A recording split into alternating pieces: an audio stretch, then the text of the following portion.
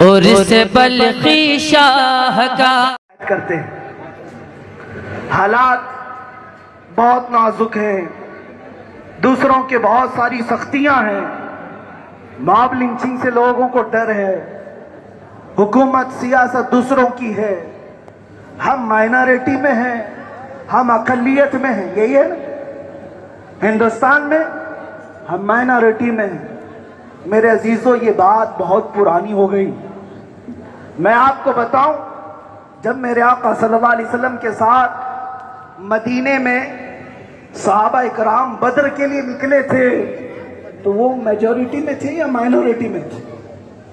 تاریخ آج تک گواہ ہے کہ بدر کے صحابہ بھی مائنورٹی میں ہی تھے، احد میں بھی مائنورٹی میں تھے، خندق میں بھی مائنورٹی میں تھے، اور میں سمجھتا ہوں دنیا کی سب سے بڑی مائنورٹی کا مطلب اقلیت، کم تعداد کو میں کہہ رہا ہوں، کم تعداد مقابلے کے اعتبار سے ہو تو وہ کربلا کا میدان ہے، جہاں ایک طرف 82 ہے اور مقابل میں 22,000 ہے۔ وہاں کوئی یہ مصلحت پیش کرنے نہیں آیا تھا کہ تعداد میں آپ بہت کم ہیں، حالات بہت خراب ہیں، یزید کی حکومت ہے، لشکر جرار ہے، 22,000 کا آپ کیوں آ گئے؟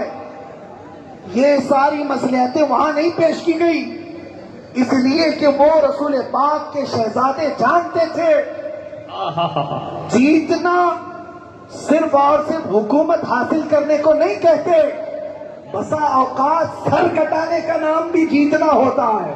سبحان اللہ، سبحان اللہ۔ اسی لیے شاعر نے سچ کہا تھا کہ اسلام زندہ ہوتا ہے ہر کربلا کے بعد۔ واہ واہ واہ۔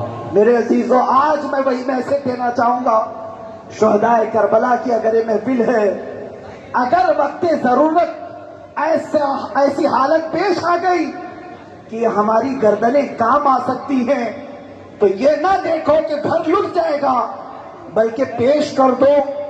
میں یقین دلاتا ہوں تمہارا خون رائے گا نہیں جائے گا، اس لیے کہ قیامت تک مولا تمہاری نسلوں میں عشاق مصطفیٰ پیدا کرے گا۔ سبحان اللہ، سبحان آج اللہ۔ ان تمام ہزاروں مجاہدین کی نسلیں موجود ہیں۔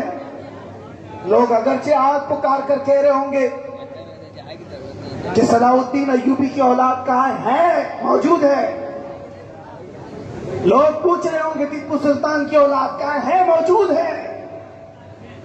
عزیزان گرامی، جتنے مجاہدین اسلام عشق رسالت میں کھڑے ہوئے تھے، مولا نے ان کو اپنے زمانے میں اجر تو دیا ہی، لیکن آج سینکڑوں سال گزر جانے کے بعد بھی ہماری محفلوں سے ان کا نام مردہ نہیں ہو سکا، ان کا نام اب تک مرا نہیں۔ مجھے بتاؤ، یہ کربلا کی جنگ جس میں 82 کا عدد اور ایک طرف 22,000 کی تعداد، کیا مقابلہ پاسبل ہے؟ عقل میں آنے والی بات ہے؟ ایک طرف 82 اور ایک طرف 22,000 مقابلہ ہوا۔